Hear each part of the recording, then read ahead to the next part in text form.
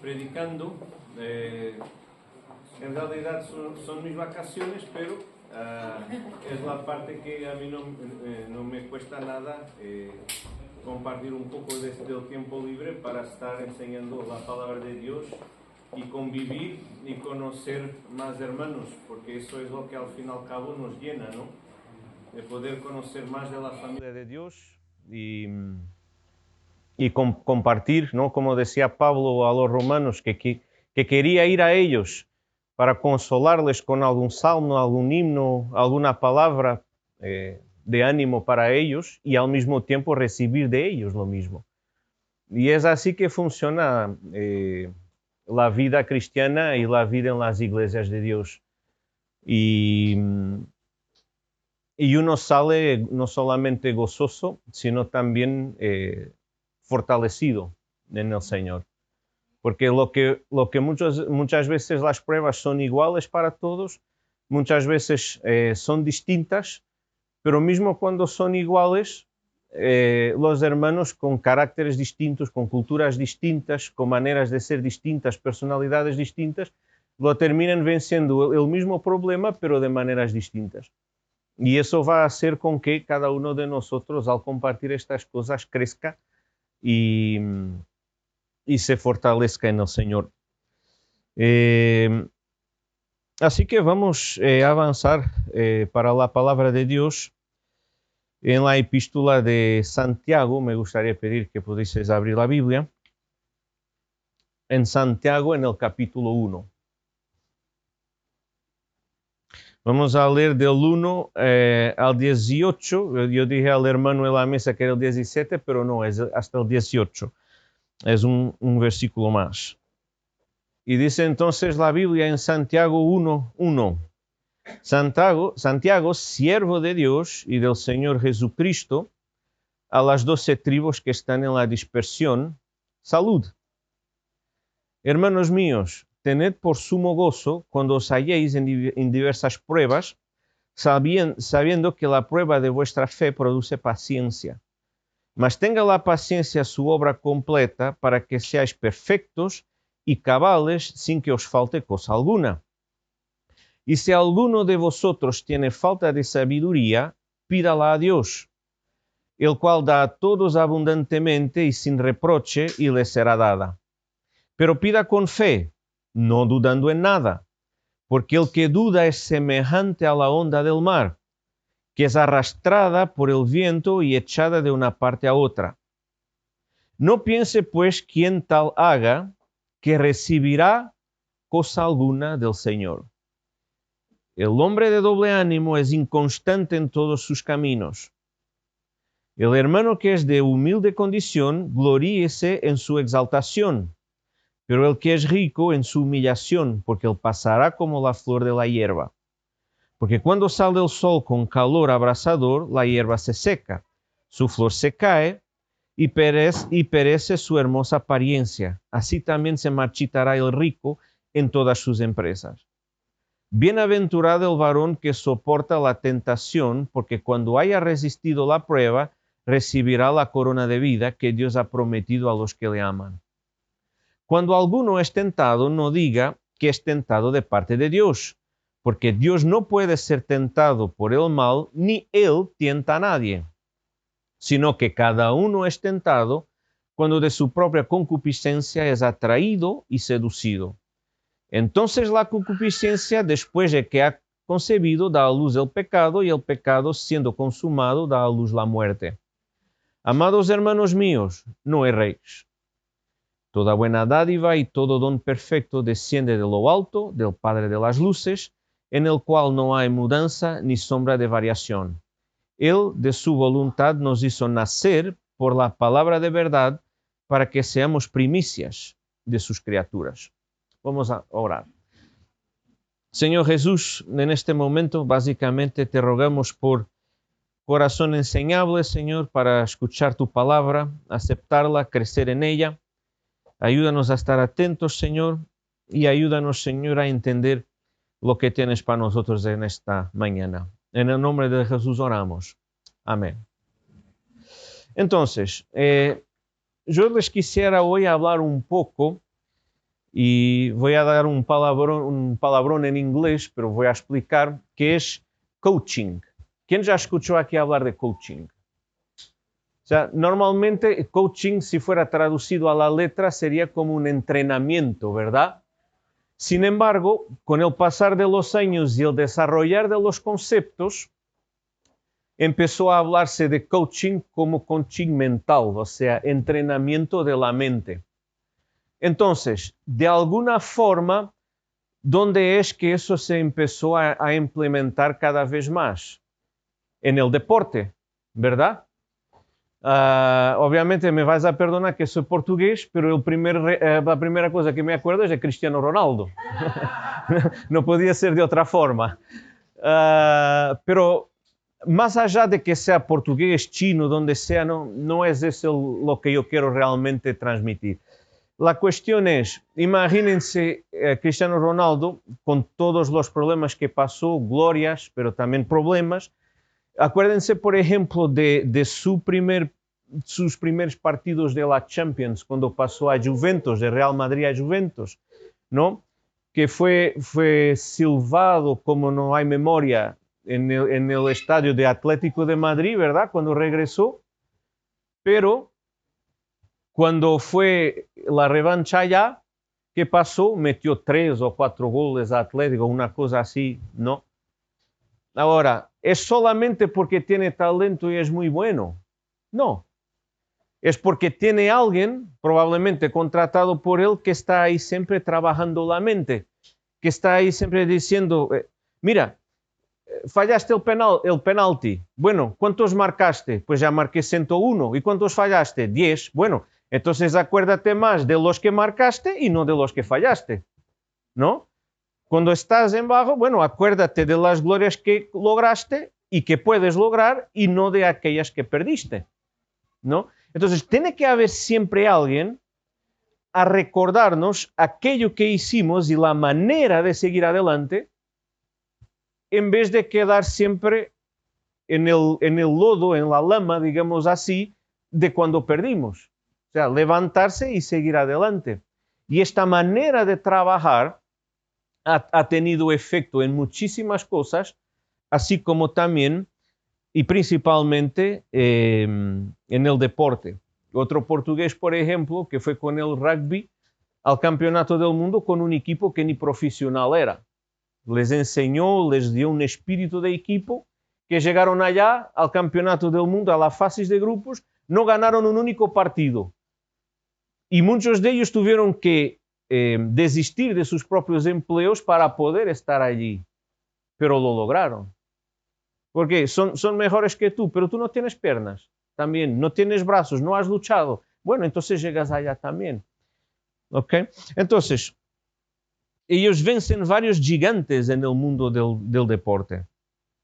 Ahora pasando un poco para nosotros. Todos nosotros también, en algún momento de la vida, necesitamos orientación o este tal coaching que estamos hablando. Alguien que se siente con nosotros y nos muestre varios puntos débiles o mismo de fracaso en los cuales tengamos que mejorar, mostrándonos cuáles son las variables, y vamos a llamarle de variables, y memoricen esta palabra porque vamos a usarla muchas veces hoy, las variables que podemos controlar y las que no podemos controlar, porque eso es parte del coaching también. Por ejemplo, la calidad de un equipo contrario es algo que un jugador puede controlar, ¿sí o no? No. O sea, si el equipo que va a jugar contra mí es bueno, ¿qué puedo yo controlar en eso? Nada. No soy yo que les hago los entrenamientos, no soy yo que les mando a la cancha, no puedo controlar eso. Pero sí puedo controlar la actitud con que entro en cancha y el enfoque con que entro en cancha. Eso sí es algo controlable. Entonces, en suma, debo preocuparme con aquello que puedo controlar en vez de reclamar por lo que no puedo controlar. ¿Se entiende la idea? Entonces, pasando esto al público de la carta, porque nos venimos a hablar de fútbol, lo prometí. El público de la epístola de Santiago. El público receptor de esta carta estaba en una fase muy complicada de la vida y necesitando unas lecciones exactamente de coaching. Ellos huyeron de la persecución a los cristianos desencadenada tras la muerte de Esteban en Hechos 7. ¿Se acuerdan? Esteban murió a los pies del que fue el apóstol Pablo, pero que en ese entonces era Saulo de Tarso, ¿no? Y la ropa fue echada a sus pies, dando a entender que era Saulo mismo que consentía en su muerte.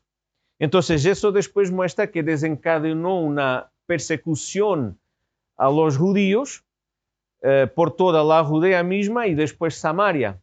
Y se cree que eso hizo con que muchos realmente salieran por ese motivo. Entonces, y el pueblo receptor de esta epístola es exactamente ese. Y por ese motivo Santiago empieza por saludar las 12 tribus que están en la diáspora, que significa dispersión, que tiene que ver con desparramar las sementes de los vegetales cuando se está sembrando. Entonces, así estaban estos judíos, estaban desparramados por el mundo, muchos de ellos incluso en Europa.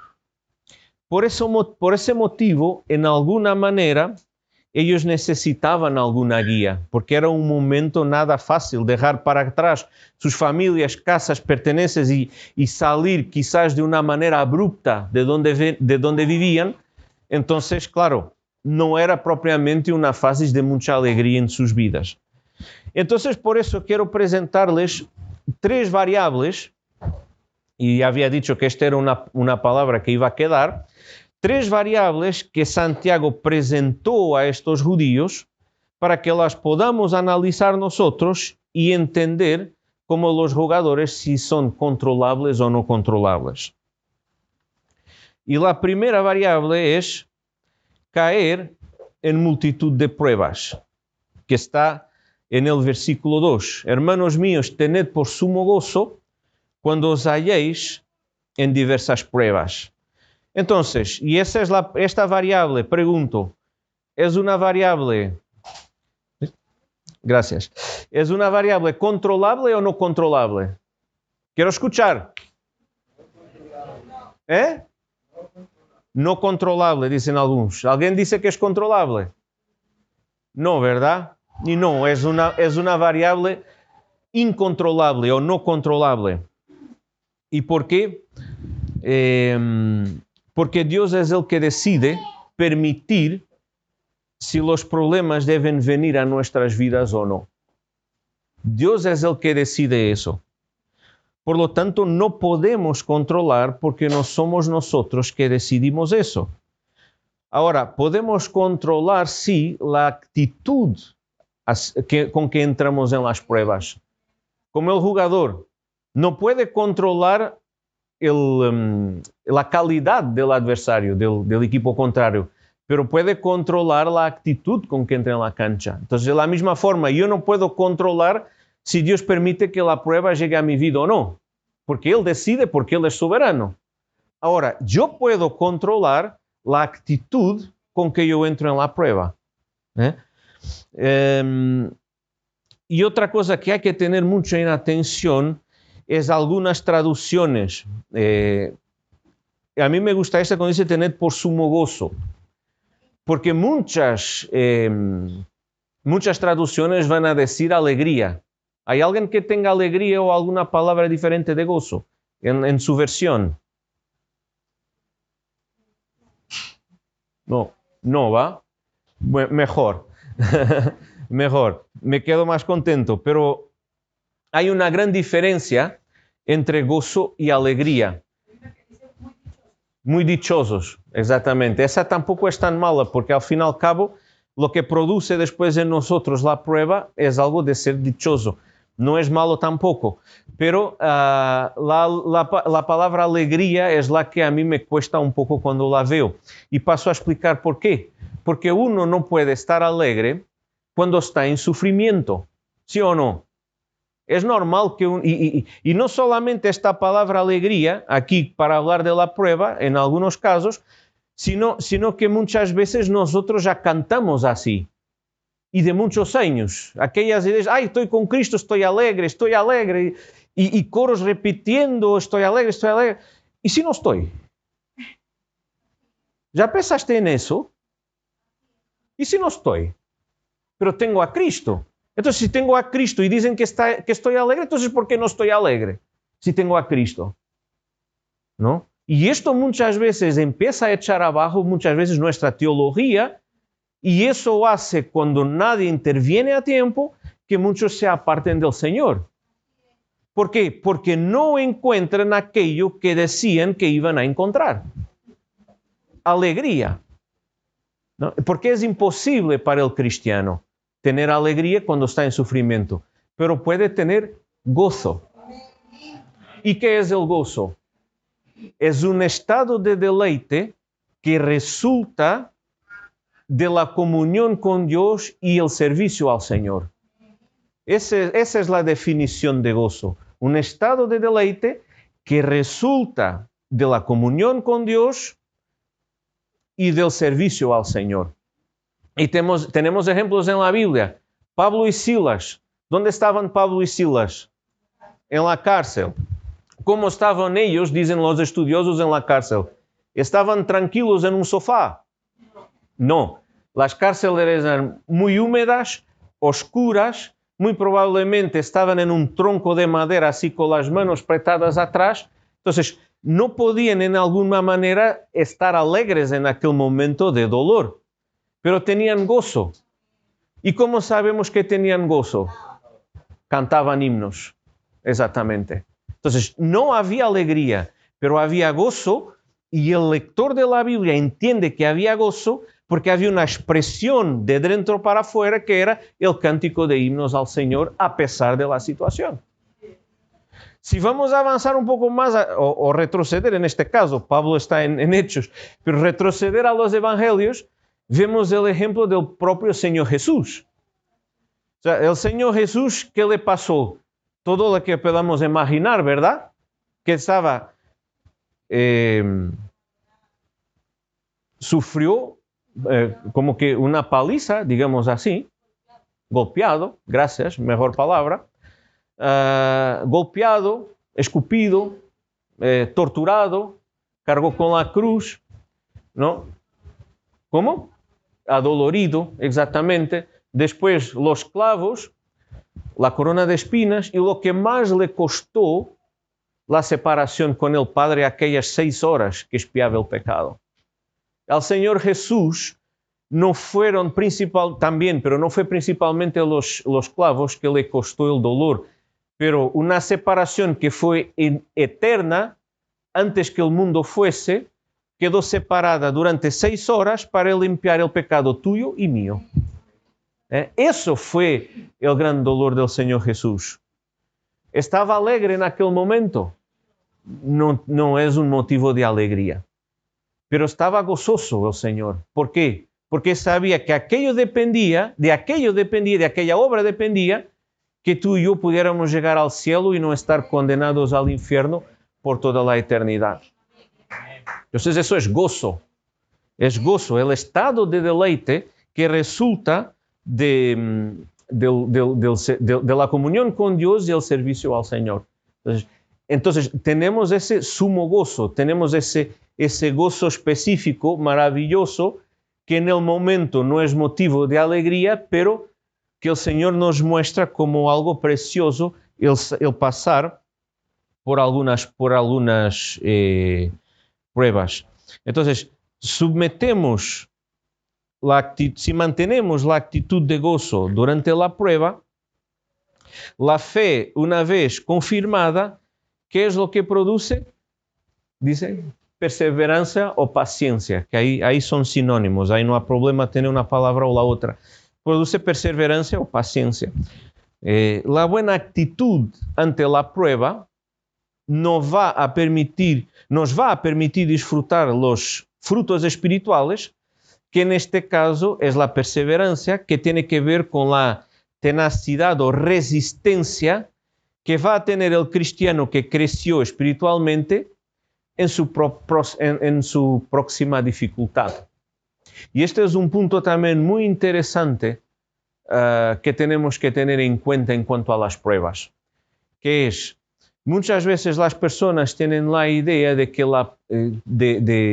de crecer durante la prueba. O sea, decir, no, estoy en la prueba, pero estoy aprendiendo, estoy tratando de aprender con la prueba. No. Durante la prueba, pon en práctica lo que aprendiste y sacas las conclusiones cuando la prueba termine. Porque si intentas sacar provecho en el momento ese de dolor, no lo vas a lograr. Vas a confundir todo porque muchas veces tu mente no está donde tiene que estar. Porque es dolor, ¿no? Entonces, la prueba que pasas te va a permitir que tengas otra resistencia cuando tengas otro problema. Yo le llamé aquí, como decimos hoy día, un upgrade, ¿verdad? No es solamente el software que tiene upgrades. El cristiano también puede tener upgrades. En lo que yo no tenía cuando pasé una prueba, entonces me hace crecer esa prueba para que cuando me venga otra prueba o solamente un problema, yo ya tenga lo que aprendí en la última. Hice un upgrade. Si entro... Actualización, exactamente. Mejor decir de actualización que upgrade. Gracias. Una actualización. Yo sufrí una actualización, entonces ya tengo más armas, más herramientas para lo que me venga después. Cuando entramos con la buena actitud. Entonces, hablamos de la primera variable, que es pasar por la prueba, que decimos que era controlable o no controlable. No controlable. Sin embargo, tenemos la posibilidad de controlar la forma, la actitud con que entramos en la prueba, para después de ella producir la paciencia o la perseverancia y de ahí hacer una actualización en nuestra vida cristiana. En segundo lugar, pedir sabiduría. Versículo 5. Y si alguno de vosotros tiene falta de sabiduría, pídala a Dios, el cual da a todos abundantemente y sin reproche, y le será dada. Pero pida con fe, no dudando nada, porque el que duda es semejante a la onda del mar, que es arrastrada por el viento y echada de una parte a otra, y no piense que en tal haga que recibirá alguna cosa del Señor. Y el hombre de doble ánimo es inconstante en todos sus caminos. Entonces, pedir sabiduría lo podemos ver como una variable controlable o no controlable. Controlable. ¿Ok? ¿Me decía que no? No. ¿Cree que no? ¿Por qué? Es una idea solamente. Vale. ¿Alguien más cree que no? ¿Ok? ¿Quién cree que sí que es controlable? Ok. Es controlable. ¿Y por qué que es controlable? Porque depende de mí. ¿Qué tengo que hacer? Pues doblar rodillas y orar. Y pedir. Depende de mí. Depende de mi comunión con el Señor. Depende de mi disposición. Y depende de cómo yo esté espiritualmente. Pero es controlable porque yo decido hacer. Y esto es muy importante para vencer estas situaciones, porque en el medio de situaciones difíciles todo parece gris e incierto, ¿no? Y en medio de la presión y emoción que vivimos en los problemas, muchas veces se hace difícil tomar decisiones y tenemos que clamar a los cielos por sabiduría, con un único requisito, que es pedir con fe. Pedir con fe. El requisito que el Señor nos da para dar sabiduría es pedir con fe. Porque mismo Hebreos dice que pero sin fe es imposible agradar a Dios. Porque es necesario que el que alaba a Dios crea que le hay y que es galardonador de los que le buscan, ¿no? Entonces Dios quiere ver sus hijos siempre con fe en lo que hagan y en lo que pidan, en este caso. ¿Necesitas sabiduría para superar tu prueba? Pues pedirla con fe, pidiendo, creyendo que, no, yo voy a pedir a Dios, ¿por qué? Porque Él puede darla y Él quiere darla. Ahora depende de mí, por eso controlable, depende de mí pedirla. Si yo no la pido, si no pido con fe, no voy a tener. Pero si yo pido creyendo que Dios es el que la puede entregar, pues entonces Dios la va a proveer. Y la respuesta a ese pedido de sabiduría, la respuesta llega en comunión con Dios, hermanos. La respuesta de Dios no es una respuesta a microondas o al minuto. No es. Nosotros estamos hoy acostumbrados a que todo es tocar un botón. Dios no funciona así. Así como todos vosotros que tenéis padre, madre, si ya sois de una cierta edad ya tenéis hijos también. Entonces vosotros queréis una relación con vuestro hijo. O sea, nadie quiere un hijo que vaya al padre solamente cuando quiere pedir un juguete o lo que sea. Toda la gente quiere una buena relación con su hijo, poder charlar con su hijo o con su hija. Entonces, Dios es lo mismo. No vamos a tocar un botón y decir, Dios, dame. Mucho menos para la sabiduría en la prueba. No, es imposible. Requiere la respuesta de Dios para tener tal, requiere indagar en la Biblia y orar, y en el momento cierto, Dios iluminará nuestra mente y corazón con la respuesta. Hay un ejemplo que yo suelo dar, así medio chistoso, pero acaba por ser la verdad. Allá donde yo estudié en Argentina, estábamos en un pueblo que se llamaba San Miguel del Monte. Y entonces había el chiste que el estudiante llegaba al Salmo 121 y decía, alcé mis ojos al monte, ¿de dónde vendrá mi socorro? Entonces, no, si está aquí monte, abría la Biblia, dice aquí monte, bueno, este verano me quedo en monte, haciendo ministerio. Monte, entonces no, Dios ya habló. No. No funciona así. No funciona así. Es indagando, orando. Dios, muéstrame.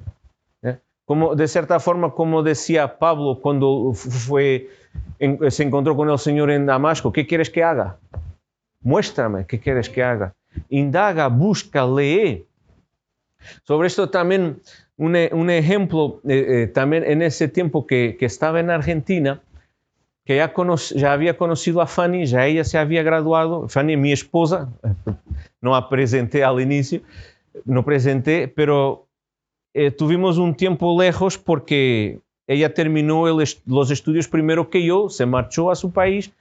Y entonces en las vacaciones era para que yo fuera allá para visitar, conocer mi suegra, la familia.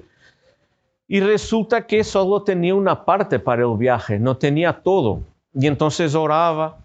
Habían hermanos que ya sabían de la situación, oraban. Y estoy orando, ya cayó algo. Decían, no, todavía no. Estaba incluso en contacto con profesores que ya había acordado con el director del área de estudio para venir una semana y media más tarde para conseguir aprovechar el tiempo. Y el profesor, bueno, siempre vas a tardar, no vas, no sé, aún no hay respuesta. Y entonces mi corazón empezaba a acelerarse, como es obvio, ¿no? Ahí estaba el momento, pero si quiero, pero si Dios me mostró que es ella, pero no la puedo ir a ver, no puedo conocer a la familia, ¿qué hago? Y entonces el corazón empieza a palpitar cada vez más. Y yo leía mucho realmente. Leía 2 salmos por día, leía proverbios, oraba. Ahí buscaba tentar saber una respuesta. Hasta que el Señor, en su misericordia, en algún momento de mis lecturas me lleva a Filipenses 4, donde dice, mi Dios pues suplirá todas vuestras necesidades conforme a sus riquezas en gloria. No conforme a la necesidad. Él provee para la necesidad, pero no provee para la necesidad, sino conforme a sus riquezas en gloria. Provee aún más abundantemente de aquello que vamos a pensar. En aquel momento, hermanos, aún no había visto nada. pero mi corazón descansó en el Señor. Y después realmente todo se arregló y por la gracia de Dios pude viajar y estar con mi esposa y su familia. Pero esto para tratar de ejemplificar exactamente lo que estamos aquí aclarando, que es la búsqueda del Señor, no es un interruptor, no es un botón, es la búsqueda del Señor. No quiere decir que a veces no tengamos momentos de excitación, no quiere decir que muchas veces no tengamos mismo algún problema de algún descuido de la palabra, porque somos humanos, pero el descuido de la comunión con Dios tiene que ser el accidente y no la práctica normal. ¿Se entiende? Bien, ahora, ¿quién duda? El que duda es semejante a la onda del mar que es arrastrada por el viento y echada de una parte a otra. El que duda es comparado a las olas del mar. O sea, que vienen las olas, llevan para acá, para allá, todo lo que esté allí anda bailando de un lado al otro, la espuma para acá, para allá. Bueno, la mejor manera de explicar esto es poniendo el contraste. Y el contraste de esto que vemos de la onda del mar, ¿qué es? Es cuando dice en Efesios 4:14, para que ya no seamos niños fluctuantes, llevados por doquiera de todo viento de doctrina, por estratagema de hombres que para engañar emplean con astucia las artimañas del error. Ese es el contraste de ser como la ola del mar. Que ya no seamos niños fluctuantes, que ya no seamos niños que seamos llevados por todas las corrientes de doctrina, por estratagemas de engañadores, etc. Ese es el contraste. Cuando ya no somos ese tipo de niños, porque ya somos hombres y mujeres en Cristo, espiritualmente hablando, somos crecidos, somos adultos en Cristo, ya no somos bebés en Cristo, entonces ya no somos llevados por las olas, como dice que el hombre que duda. Entonces, si somos maduros en Cristo, nuestra tendencia ya no es dudar, sino creer. Y entonces, de esa forma, ya vamos a obtener lo que queremos del Señor. Porque también hace otro contraste con el de ánimo doble, ¿no? En constante en todos sus caminos. El de ánimo doble tiene que ver, es aquel hombre que tiene que ver un poco con aquel viejo concepto de querer tener un pie en el mundo y el otro en la iglesia. En las pruebas, estos cristianos tenían algo a su favor, pedir sabiduría a Dios. No puede estar dudando en esos momentos. Entonces, y no puede ser mucho menos un hombre de ánimo doble, o sea, no puede estar, si está en un momento de prueba con un pie en la iglesia y otro pie en el mundo, es mucho más difícil tener la buena actitud que hablamos previamente y es mucho más difícil tener la fe necesaria para pedir sabiduría. ¿Se entiende? Entonces, vamos a avanzar un poco más. Hablamos de la primera variable, que era tener por sumo gozo cuando caímos en las pruebas, ¿no? En diversas pruebas, ¿verdad? ¿Qué era qué? ¿Controlable o no controlable? No controlable. En segundo lugar, ¿qué vimos? ¿Cuál? Pedir sabiduría, exactamente. ¿Y pedir sabiduría era controlable o no controlable? Controlable. ¿Por qué? Porque depende de mí. Yo puedo hacerlo, yo puedo controlarlo si lo hago o no. En tercer lugar, nuestra condición económica. Porque habla de los ricos y del hermano que se regocije, ¿verdad? Entonces, ¿es controlable o no controlable? Esta sí que veo un gran punto interrogativo en todo. ¿Controlable o no controlable? A ver, ¿soy yo que decido quién va a tener plata y quién no? ¿Quién decide eso? Es Dios. Entonces, ¿es controlable o no controlable? Es no controlable porque yo no controlo eso. No puedo. Y Dios es el que permite o el que entiende quién va a vivir con lujos y rico y con mucho dinero y quiénes no. Y ojo, Dios mismo es el que permite, y por permitir no significa que esté de acuerdo o que no sea pecado, pero muchas veces permite que personas lleguen a ser ricos a través de fraudes y de esquemas. ¿Y por qué? Porque es soberano. No me voy yo a poner a altercar con alguien que es soberano, cuando yo no lo soy. Entonces, Dios mismo decide eso para la vida de mucha gente, o de todos. Y yo no controlo eso. Y obviamente que también conviene explicar que aquí, cuando habla de los ricos, o sea, Dios hizo el rico y el pobre, dice Salmos. Entonces, Dios no tiene nada contra los ricos si fue Él que los creó. O sea, aquí cuando habla del rico, tiene más que ver con el fariseo. Porque habla también de las sinagogas, en que muchas veces llegaba un pobre, lo sentaban atrás, llegaban alguien que veía que tenía un anillo de oro y lo sentaban adelante. Y en ese entonces, ¿quiénes eran los que tenían los anillos de oro? Pues muchas veces eran los fariseos. Porque acordaos que estamos hablando de un contexto judío. Son los judíos que están en la diáspora.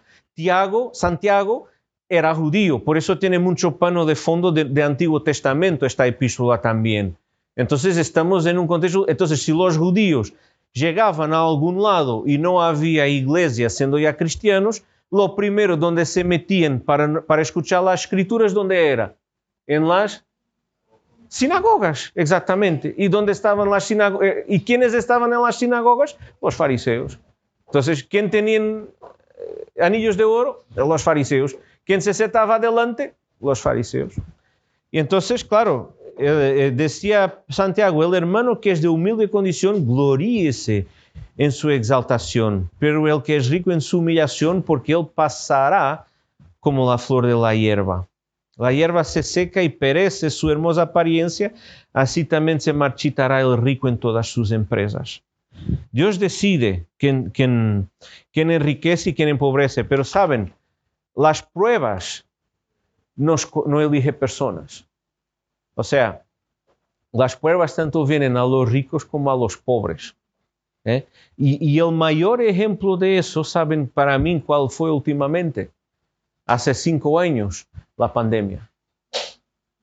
Porque aquello es de tal manera descontrolable que ellos no pueden poner a los ricos en primer lugar, porque no da. Incluso en Portugal me llamó la atención que la primerísima muerte conocida fue del director de un gran banco conocido que se fue a pasar vacaciones de carnavales en Italia. A Italia a gozar carnavales y regresó con el COVID y no resistió.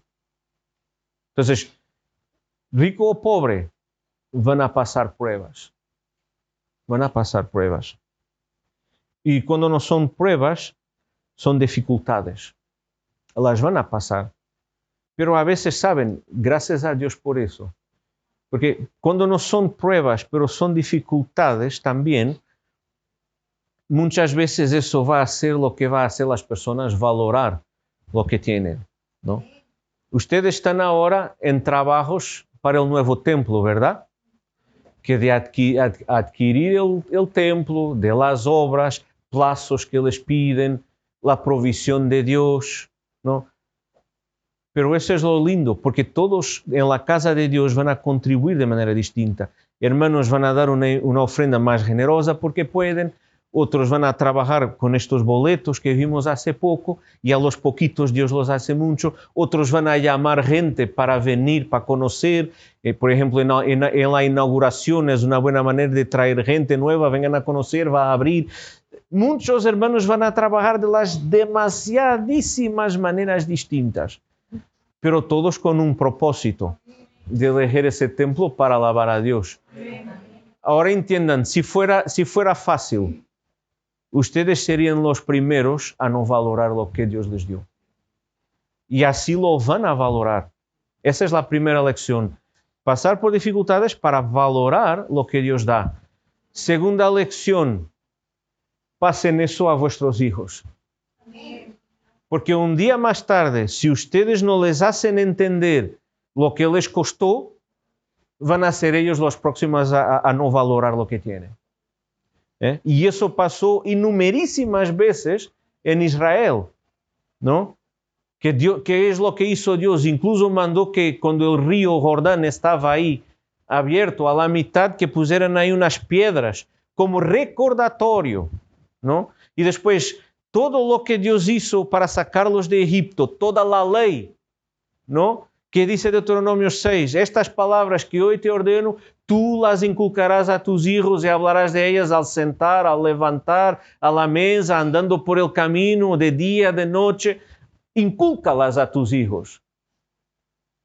Entonces, esto es vuestro trabajo. Después de que pasen la dificultad de levantar el templo, inculquen esto a vuestros hijos. La palabra de Dios y lo que les costó tener un templo lindo, que seguro que lo va a hacer. Amén. Muy bien. Ya estamos casi terminando, pero no quería dejar de explicar, y porque esto trae muchas dudas, la diferencia entre prueba y tentación. Porque son distintas. Porque dice el versículo 12, bienaventurado el varón que soporta la tentación, porque cuando haya resistido la prueba, recibirá la corona de vida. Entonces, pero es tentación o prueba. La cuestión aquí es que la palabra en griego, y puedo decir la palabra es peirasmos, pero mi idea no es que tanto que memoricen la palabra, pero la palabra peirasmos tanto es usada para tentación como para la prueba. Entonces, ahora ¿cómo se distingue una de la otra? La manera de distinguir una de la otra es que la prueba viene de Dios, la tentación no. Dios no tienta a nadie porque Él mismo no puede ser tentado por el mal, entonces nadie puede decir tampoco que es tentado de parte de Dios. La palabra que viene aquí, que es que cuando uno es tentado, cuando de su propia conciencia es atraído y seducido, cuando dice su propia concupiscencia es tentado y es seducido, viene de una palabra que nosotros usamos que se llama engodo. El engodo es algo utilizado en la pesca de tiburones para atraparlo. Yo no sé si los hermanos saben, pero el tiburón es atrapado por el intenso olor a sangre. Entonces, los pescadores de tiburones lo que hacen es hacer una mezcla de pedazos de carne con bastante sangre de algún pez o de otro animal para atrapar al tiburón, porque el tiburón queda loco con el olor a sangre. Y es ahí que lo atrapan. Entonces, nosotros, así como el tiburón, cuando determinada situación es algo que nos atrapa, que nos seduce, eso funciona como el engodo al tiburón para llevarnos allá. Y después la tentación genera pecado y el pecado, una vez consumado, genera muerte. Entonces, y otra diferencia que hay entre la prueba y tentación es que aquí dice, bienaventurado el varón que soporta o que resiste, en otras traducciones, a la prueba, no sería la tentación. ¿Por qué? Porque la tentación, nosotros no somos llamados a aguantar la tentación, a soportar. ¿Qué dime? A huir. Correctísimo. Muy bien. Somos llamados a huir de la tentación, no a resistirle. Antiguamente incluso había una propaganda de helados y unas cuantas más que era los Magno, ¿no? Resiste a la tentación. Y cada vez más las propagandas son de ese tipo. Resiste, resiste. No. No somos llamados a aguantar porque no vamos a soportar. Somos carne.